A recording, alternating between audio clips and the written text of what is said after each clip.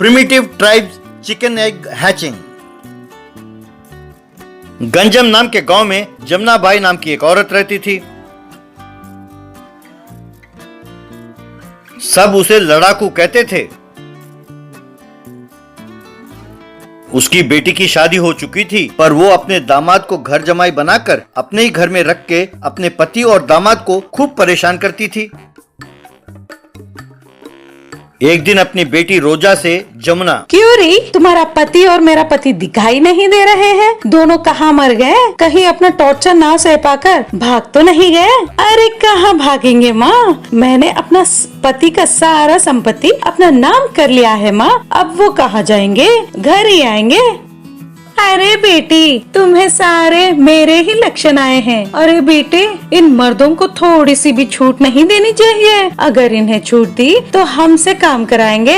वैसे मैं भी उनके बनाया हुआ खाना खा खा कर उग गई हूँ। अगर तुम्हारे भाई की शादी करा दे तो वो जो बहू आएगी उसी से काम करा सकते हैं हम। यूं कह रही थी कि तभी जमुना बाई का बेटा अनिल शादी करके अपने पत्नी तमन्ना के साथ घर आया।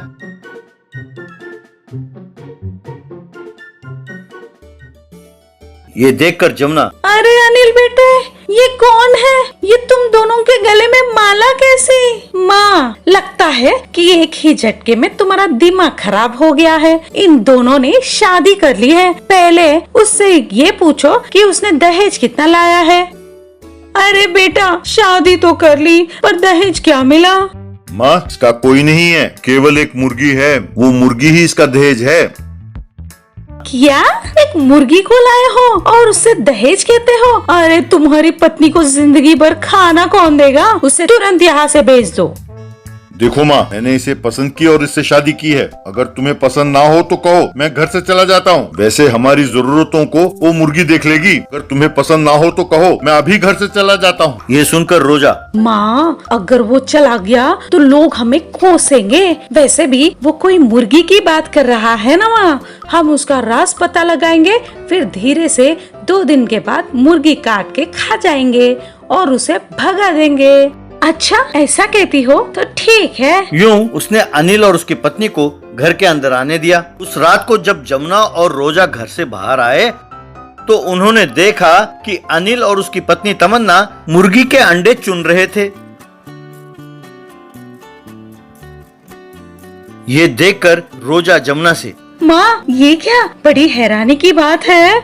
एक मुर्गी ने इतने सारे अंडे दिए, मैं तो दंग रह गई हूँ माँ। इतनी ही नहीं माँ, उसमें तो एक सोने का अंडा है। दिखा दिखा।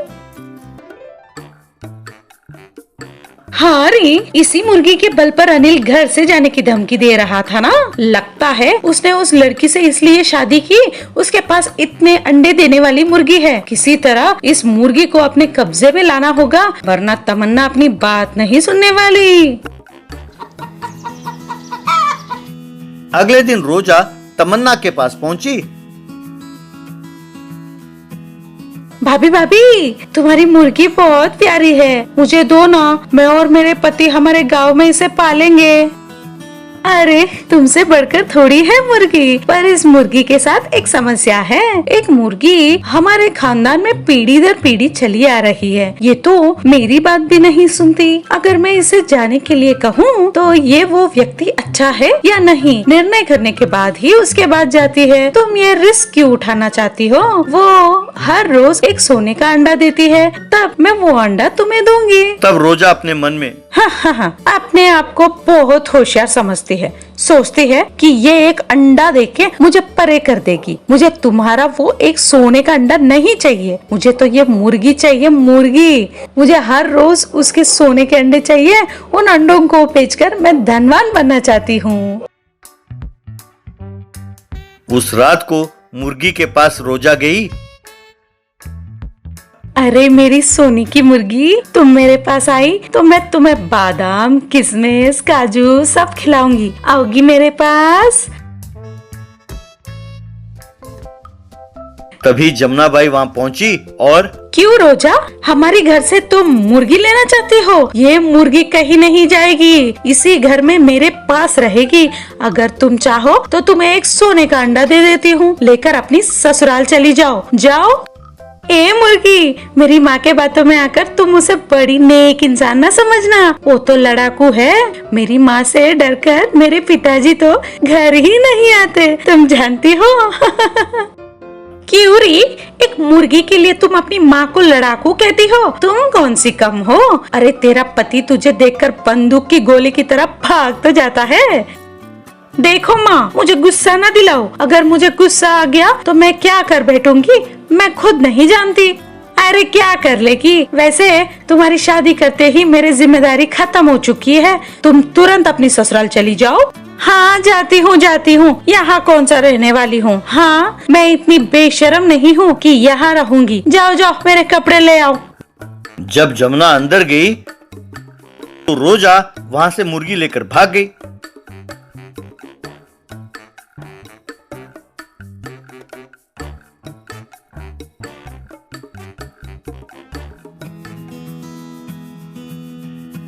तब जमुना ने अनिल और तमन्ना को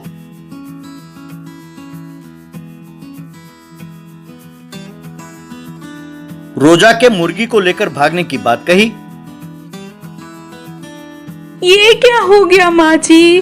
कोई जबरदस्ती उस मुर्गी को उठा कर ले जाए तो उस मुर्गी की सारी शक्तियाँ खत्म हो जाती है माँ जी। अब वो एक साधारण मुर्गी बनकर रह जाएगी माँ जी। अब मैं क्या करूँगी? हे भगवान, अब हमारा क्या होगा? कुछ समझ में नहीं आ रहा। अरे रोजा कमीनी, तूने ये क्या कर दिया? अरे मेरी सारी उम्मीदों पर पानी फेर दिया तुमने। अब अगर दोबारा तुमने इस घर में कदम रखा तो तुम्हारी टांगे तोड़ दूंगी। कहकर गुस्से में अंदर चली गई। तब अनिल तमन्ना से, अरे वाह तमन्ना, तुम्हारा प्लान कामयाब रहा। तुमने उस मुर्गी के बहाने माँ और रोजा का गठबंधन को तोड़ा और रोजा को अपने ससुराल भेज दिया गृहस्थी संभालने। मेरी माँ का मुंह भी बंद कर दिया तुमने। अरे तुम हो बहुत होशियार। अरे ये तो अच्छा हुआ कि तुम अंडे और सोने के अंडे लेके आए, वरना तुम्हारी माँ को संभालना बहुत मुश्किल हो जाता था। ये माँ कोई साधारण औरत नहीं है। ये बात कहकर दोनों हंसने लगे। Magical golden tree. शांतानगर के गांव में विक्रम राठौड़ कहकर एक करोड़पति रहता था। उनका पत्नी राधा थी और बेटी थी मंजू। एक दिन उनका भाई अजय राठौड़ उनका पत्नी कोमली और छोटी बेटी स्वीटी के साथ उधर आया था। भैया मुझे माफ करो भैया, पिताजी ने दिया वो संपत्ति पूरा नाश कर दिया है मैंने, लेकिन तुम तो तुम्हारे चालाक बुद्धि से उसे 100 गुना बढ़ा दिया। अब मैं सड़क पर आ गया हूँ, मुझे तुम्हारे अलावा और कोई नहीं है भैया, कहकर उनको प्रणाम किया। चीची ये क्या है भाई? ये तुम क्या बात कर रहे हो? ये तुम्हारा घर ही समझो। तुम और तुम्हारा परिवार इधर हमारे साथ ही रहना। मेरा व्यापार में अब तुम हिस्सेदार हो, ठीक है ना? तब से लेकर बच्चे खुशी से खेलने लगे। एक दिन विक्रम राठौड़ और उनकी बीवी मंजू को बाय बाय कहकर दूसरे गांव के लिए कार में निकले। बस मंजू उनको आखिरी बार देखी। वे दोनों रोड एक्सीडेंट में मर गए। मंजू बहुत रोई। चोर बुद्धि वाले अजय और कोमली सारे संपत्ति को चुरा लिए। एक दिन दोनों बच्चे टीवी देख रहे थे। वो देखकर कोमली, क्या रे मंजू, स्वीटी के साथ तू भी टीवी देख रही है? जाके बर्तन मांज और उसके बाद कपड़े धोना, फिर सारे घर की सफाई भी कर दे। आज से तेरी पढ़ाई वढ़ाई सब बंद और स्वीटी के पुराने कपड़े तू पहनेगी, समझी? क्या उसकी परमिशन क्यों पूछ रही हो? ए मंजू, क्यों ऐसे देख रही हो? तुम और स्वीटी एक ही समझ रही हो क्या? स्वीटी इस घर का मालकिन है, तुम काम वाले हो। जाकर काम नहीं किया तो मार खाओगे, कहकर हाथ उठाया। तब मंजू हैरान हो गई। ऐसे बेचारी घर का सारा काम करने लगी। वे लोग खाने के बाद बच गया खाना मंजू खाती थी। मंजू रोज उनके घर में पौधों को पानी डालती थी। ऐसे ही एक बड़ा सा पेड़ को भी पानी डालती थी। वो देखकर कोमली, ए पागल लड़की, वो पेड़ तो भैंस की तरफ बढ़ गया है, उसे क्यों पानी देती है तू? समझ में नहीं आता तुझे? रोज समझाना है क्या? कहकर एक छड़ी से मारी। तब मंजू उस पेड़ के नीचे बैठकर रोने लगी। ऐसे अजय और कोमली जब भी उसे मारते थे वो पेड़ के नीचे बैठकर रोती थी। उसके मुश्किल के बारे में किसको कहना है पता नहीं चलकर पेड़ से कहना शुरू किया। कुछ सालों के बाद मंजू बड़ी बन गई और स्वीटी का पुराने कपड़े पहनती थी। एक दिन अजय एक लॉयर के साथ आकर कुछ कागजातों के ऊपर उनका दस्तखत लिया था।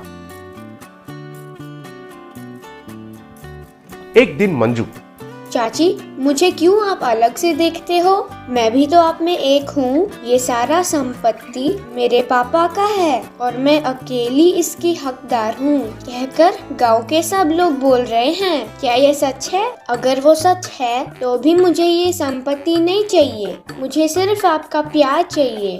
तब अजय उसे छड़ी से मार के, तेरी ये हिम्मत संपत्ति के बारे में बोलती है? गांव में जाने के लिए और लोगों के साथ बात करने के लिए तुम्हें परमिशन कौन दिया है? कहकर मारने लगा। कोमली भी उसे छड़ी से मारते हुए, निकम्मी, ये संपत्ति तेरी है? किसने कहा तुझसे? तुझे ऐसे पागलों जैसे ख्याल आएंगे कहकर तू मेजर होने के बाद तेरी सारी संपत्ति हमने अपने नाम कर लिया है। उस दिन लॉयर के पास तूने अपने दस्तखत दिए थे, भूल गई? आज के बाद तू इस घर की नौकरानी ही रहेगी। और मुझे बिना बताए तू बाहर ही क्यों गई? आज से 4 दिन तुझे खाना नहीं मिलेगा। चल जाके वो नीम के पेड़ के नीचे मर। घर के अंदर दिखी तो मार दूंगी तुझे, कमीनी। कहकर मारी। तब बेचारी मंजू रोते हुए जाकर पेड़ के नीचे बैठ गई। पेड़ से मंजू, देखा नीम माता, मैंने क्या पाप किया है कि ये लोग मुझे ऐसे रुला रहे हैं। उन्हें अपना मानकर मैंने दस्तखत किए तो ऐसे करेंगे? मैं मरना चाहती हूँ। कहकर रोने लगी। तब वो नीम पेड़ एक सोने के पेड़ जैसा बदल गई। बेटी मंजू, तुमने बचपन से ही मुझे बहुत प्यार से पानी देती रही। तुम्हारी सारी मुश्किलें मैं जानती हूँ। समय आने पर तुम्हारी सहायता करने के लिए ही रुकी हूँ मैं। ये लो, मेरा सारा सोना ले जाकर कहीं दूर जाके तुम खुश रहो बेटी। मंजू ने पेड़ को प्रणाम किया और जितना चाहिए था उतना सोना लिया। बाद में पेड़ फिर से मामूली पेड़ जैसे बन गई। तब मंजू गांव के बाहर एक बंगला और गाड़ी खरीदकर खुशी से जीने लगी।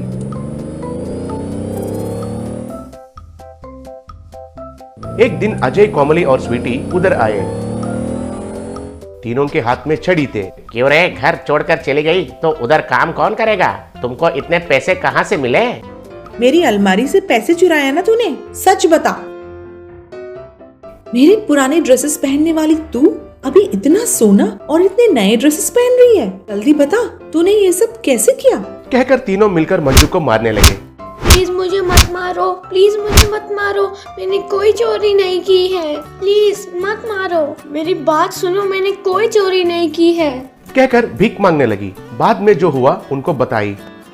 क्यों रे, फिल्म का कहानी कहती हो? चलो उस पेड़ के पास जाएंगे, वो सच है कि नहीं ये देखते हैं। कहकर तीनों उनको खींच कर लेके गए।